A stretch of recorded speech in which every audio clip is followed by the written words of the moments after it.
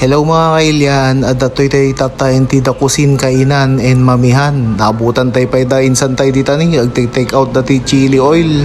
Dito imot lang bangawilan west dato'y, igid lang ti highway. Makita yun awanon, naibusan da gito'y ulam da. Alas 12 pa ilang datangam, ado nga minuti na ibusan ni.